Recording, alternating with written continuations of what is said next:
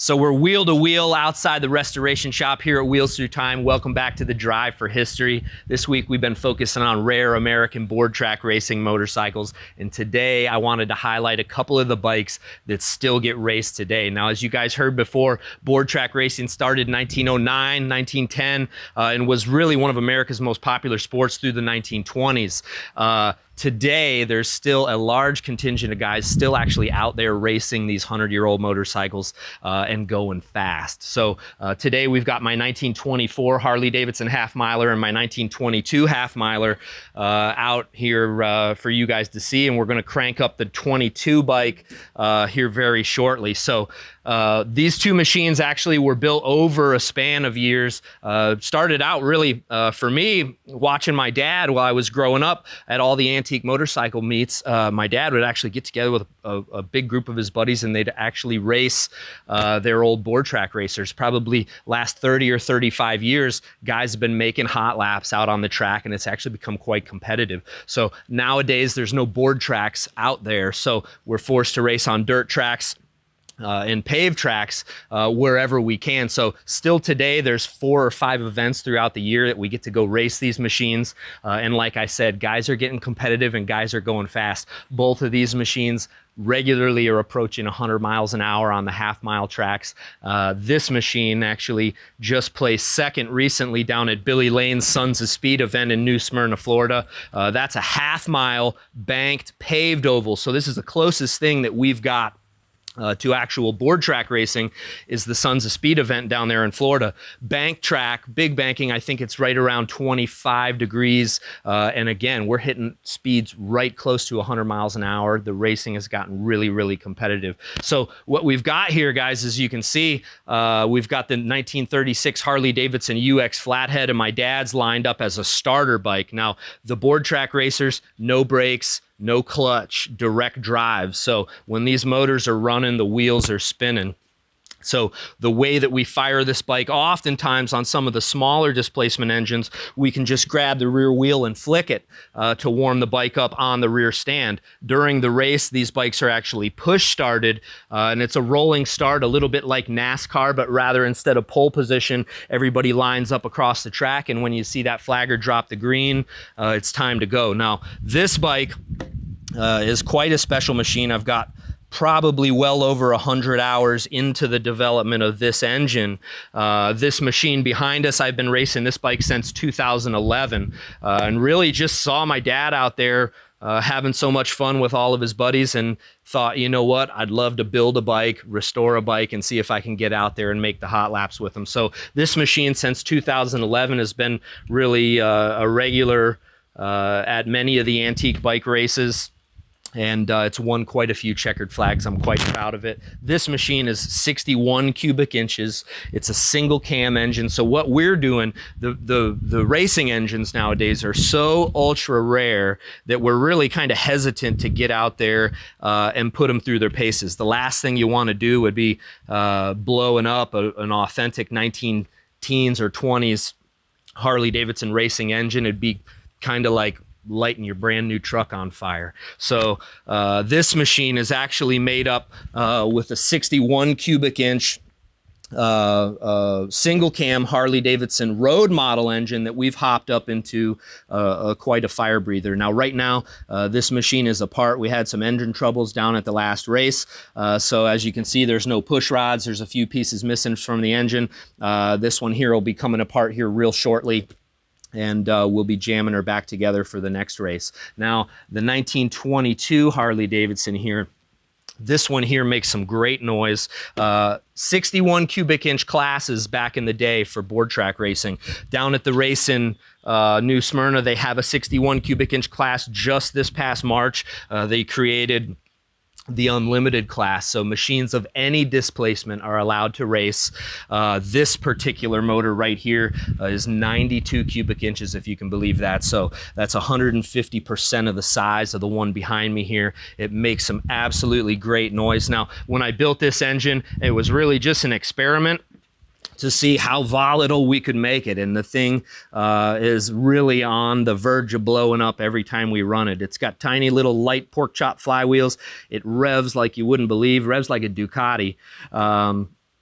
big, huge 1929 era cylinders. So for the guys that build their big, huge racing engines, these cylinders are really the ticket. They're a little bit thicker and they breathe far better than any of the cylinders produced by Harley-Davidson of this day. So 1929 Harley-Davidson JD cylinders. So big old long stroke, big huge bore on this. We actually use pistons from a Harley-Davidson Evolution 1984 to 1999. The carburetor on this is actually it's a Linkert MR4A carburetor. This is a carburetor from a Harley-Davidson KR 1950s and 60s Harley-Davidson 45 cubic inch flathead. So even though this carburetor was built by Linkert Company for a 45 inch Harley, it still feeds plenty of fuel to this big old race engine. Those 45s back in the 1960s were doing 140, 150 miles an hour down the front stretch of Daytona. So really quite capable.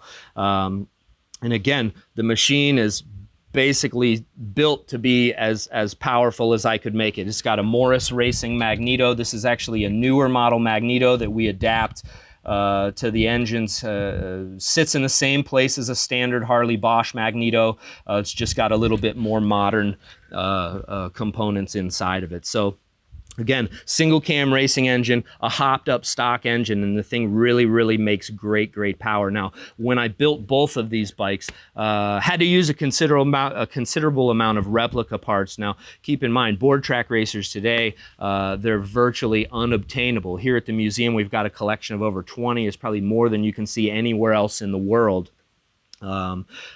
My dad's been racing the original ones for 35 years. And again, he's out there just to exercise the equipment, to show the crowd what it's all about, for one of these real, authentic American machines to get out there and make the laps and really not pushing the limits of the machine. Again, preservation is most important when it comes to these early motorcycles. That was a big part of why I chose to use so many replica parts on each of these bikes, as we wanted to go fast. We wanted to see what sort of improvements we could make over what the guys were doing back then. So this machine's probably in the range of 55 horsepower. It's got an absolute ton of torque. We're going to be firing it up here shortly. Now, as I said, Chris is going to jump on the UX flathead there. We're going to fire that bike up, put it in second gear. I'll be sitting on this bike, prime the carburetor just a little bit. Now, there's a decompressor here that actually lifts the exhaust valve. So what we'll do is decompress the engine.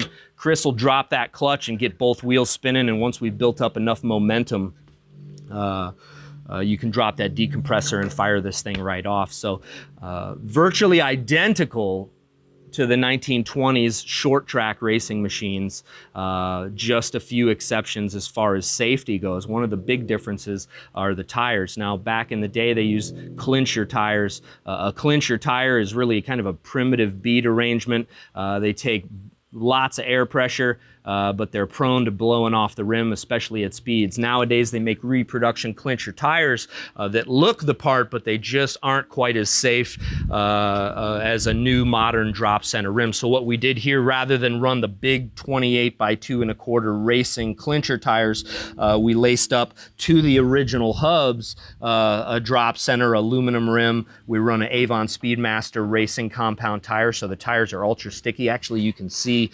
some of the wear from this is one race on this tire, and you can see it's chewed up pretty good. So my good pal Billy Applegate jumped on this bike down there at Sons of Speed, ran incredibly. We were hitting almost 100 miles an hour every lap. It was a ton of fun to watch. So we're going to get this thing cranked up right now. Bottom end is primed.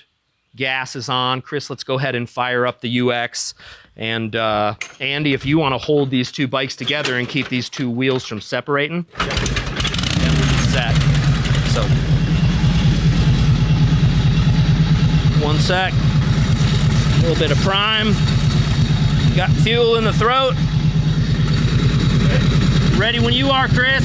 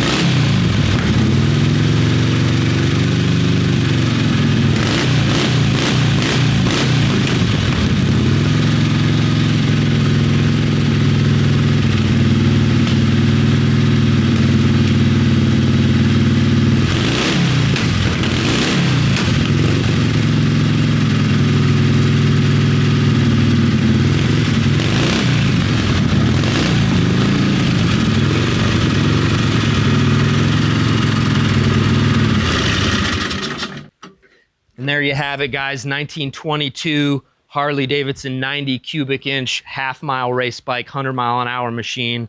Thanks for tuning into the Drive for History. We're going to be firing up all sorts more rare board trackers this week. If you guys are digging what you see, make sure you check out wheelsthroughtime.com or driveforhistory.com. Make a contribution today. Each one of your contributions help fuel us, the museum that runs. Thanks for doing what you do, and we'll see you next time.